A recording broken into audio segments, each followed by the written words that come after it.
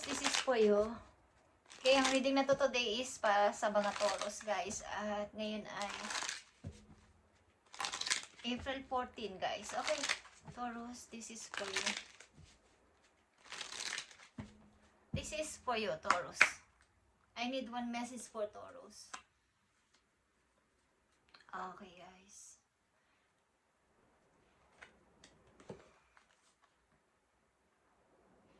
Nandito ang heartbreak. Okay. Taurus, nandito ang heartbreak. Ito ay pagka basag o pagka broke. Katulad ng glass. At nandito ang karmic relationship. Na maaaring ito ay identity and letting go.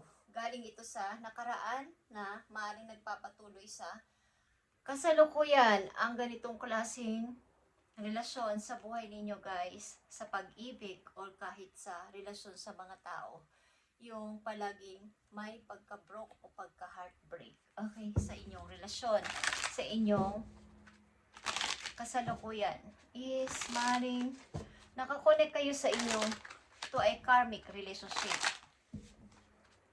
Umibig man kayo at umibig is palagi na lang parang may hadlang at parang may nagtitrigger. Okay, tingnan natin tong heartbreak sa mga Taurus. Ano ang ibig sabihin nito sa inyo, guys? I need 3 messages dito sa heartbreak.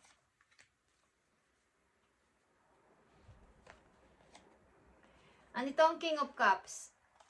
Andito ang Ace of Cups. And dito ang King of Pentacles. Okay.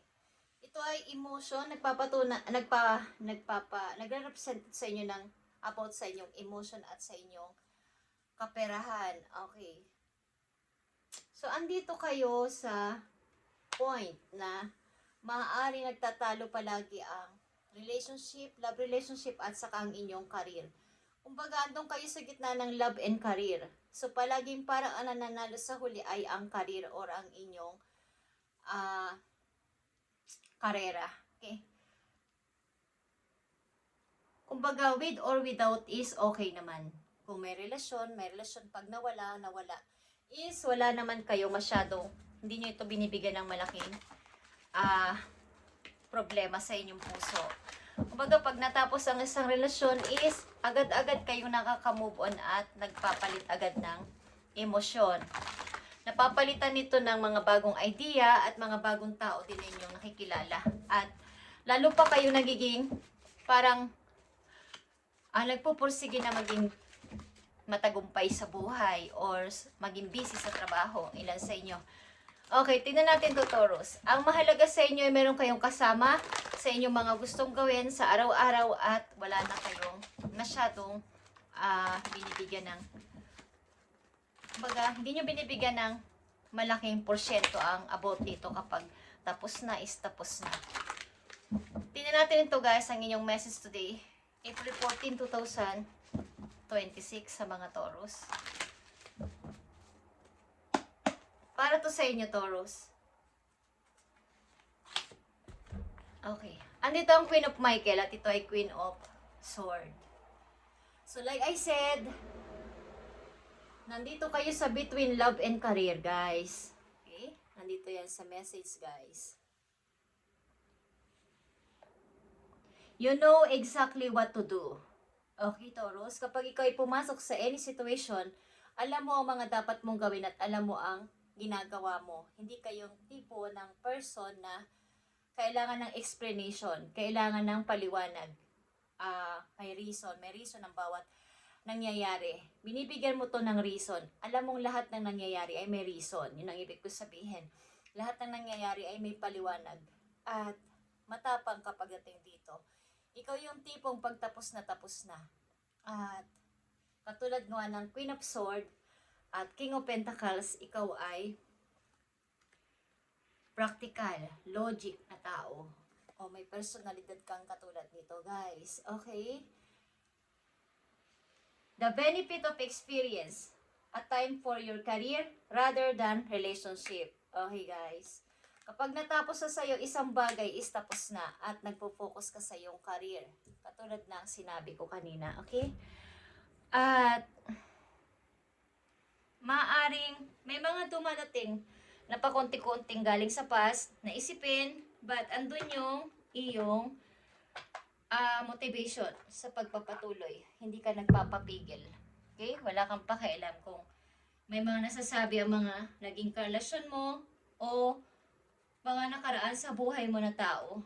Ito man ay love relationship or mga taong involved sa buhay mo na katrabaho mo or what is wala kang pakialam. Okay guys. Sumaring ilan sa inyo, karamihan sa inyo ay nakafocus ngayon sa work, sa career ninyo guys. At natapos man ang mga relasyon sa inyong buhay is hindi kayo doon nagpapa-stuck. Tuloy-tuloy kayo sa pagbangon at pagpapatuloy sa buhay. Lalo na sa pagpapaunlad sa inyong kaperahan. Okay. Tingnan natin, Taurus, ang paparting na message sa inyo guys. April 14, 2026. Lahat kasi ito ay alam mo na. Okay? Kumbaga, may paliwanag. At lahat ng nangyari sa iyo ay binibigyan mo ng ibig sabihin. At yung mga na-experience mo, pinag-aaralan mo yon. Okay? Tingnan natin, Taurus. Ang paparating sa inyong message, bukod dito sa inyong sitwasyon, I need 3 messages.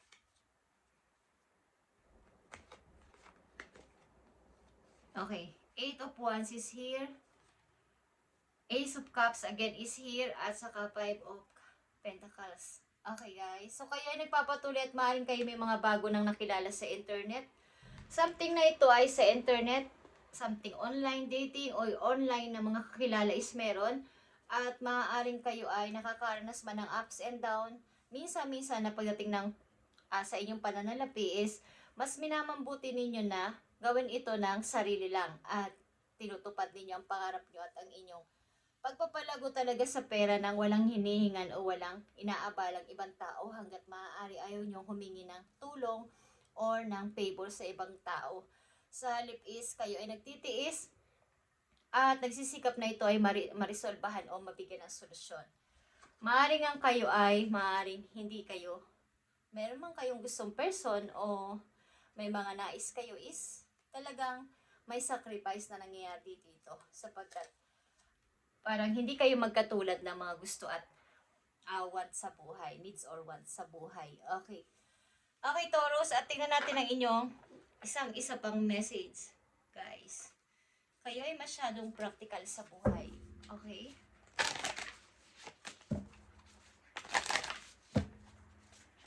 Alam mo kasi yung eksaktong gusto mo o eksaktong nangyayari sa'yo. At alam mong lahat na nangyari is may benefit ito sa'yo. Kumbaga, mayroon kang natututunan at tinatandaan mo to. Okay? Tingnan natin. Message po you, Taurus. So, andito ang potion. Remember to practice self-love. Okay? So, sa inyong kasalukuyan, kung kayo masyado nagtatrabaho at lagi kayong busy sa trabaho ninyo, pag-aralan nyo minsan ang relax naman pa minsan-minsan at kumbaga pag refresh sa buhay, sa sarili ninyo, magpahinga, mag-relax pa minsan-minsan at maaring kayo ay nasa ibang bansa guys. The world awaits you. Okay? So kayo ay araw-araw gumising ng maayos, masaya, sapagkat ang mundo ay naghihintay sa inyo. Ilan sa inyo is nasa 40 years old pataas, at ilan sa inyo nasa 24 years old dito sa reading. Okay, guys? Okay, paminsan-minsan kayo ay maging bigyan ng time ang sarili. Okay? At itry nyo guys yung paglalagay ng mga kumbaga uminom kayo ng mga herbal or mga organic foods guys sa mga Taurus nandito sa reading. Okay? Thank you and God bless Taurus at pagpalain kayo ni God sa inyong mga ginagawa at gagawin pa sa buhay at maaaring kayo ay involved o galing pa sa nakaraan ng inyong ito ay karmic relationship. Pag kasi pumasok kayo sa isang karmic relationship, maaaring ito ay galing pa sa past life at nagdidire-diretso hanggang sa inyong present. At maaaring nabubroke mabubroke at mabubroke ang inyong puso pag kayo umibig. Hanggat hindi nyo na susumpungan o natatagpuan ang taong para sa inyo para makabroke nitong karmic na to, okay? Thank you, Taurus, and God bless.